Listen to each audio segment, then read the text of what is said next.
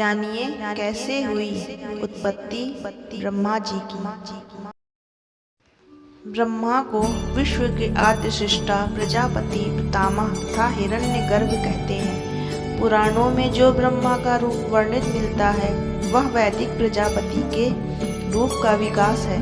ब्रह्मा का इस सृष्टि के रचयिता हैं।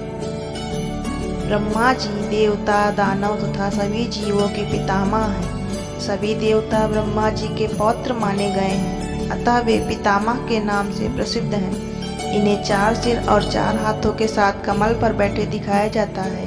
उनके हाथों में कमल, काल की गणना करने के लिए मोतियों की माला, जीवन की रचना के लिए पानी से भरा एक कमंडल और चारों वेद रहते हैं। उनके चारों वेदों ऋग्वेद, यजुर्वेद, सामवेद और अथर्ववेद के प्रतीक हैं।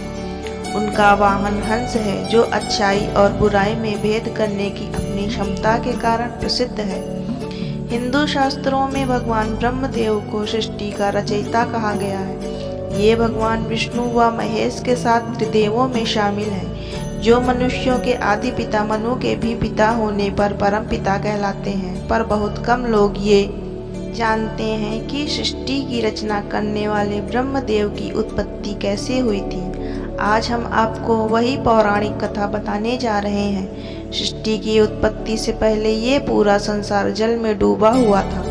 उस समय एकमात्र भगवान नारायण देव शेष शैया पर लेटे हुए थे। जब सृष्टि की रचना का समय आया तो भगवान नारायण की नाभि से एक प्रकाशमान कमल प्रकट हुआ।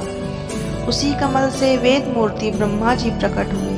चारों ओर देखने पर भी जब उन्हें कोई लोक नहीं दिखा तो वे कमल का आधार पता लगाने के लिए उसकी नाल से होते हुए जल में पहुँचे।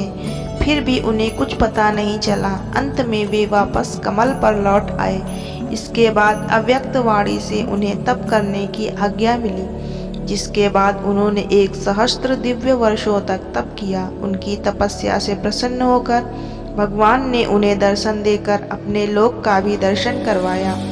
भगवान नारायण ने इसके बाद 4 मुख वाले ब्रह्म जी को अपने भागवत तत्व का उपदेश 4 श्लोकों में दिया, जिसे चतुश्लोकी भागवत कहा जाता है। फिर भगवान ने ब्रह्मा जी को अविचल समाधि द्वारा उस सिद्धांत में पूर्ण निष्ठा करने की बात कही, ताकि उन्हें अलग अलग कल्पों में सृष्टि की रचना करते रहने पर भी कभी मोह ना हो। फिर भगवान ने अपने संकल्प से ही ब्रह्मा जी के हृदय में संपूर्ण वेद ज्ञान का प्रकाश कर दिया।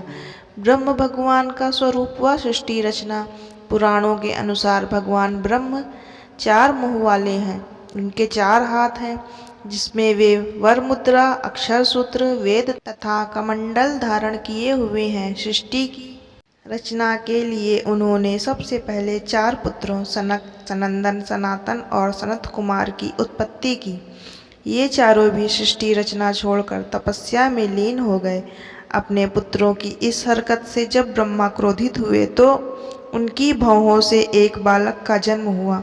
यह बालक रोने लगा तो इसका नाम रुद्र रख दिया।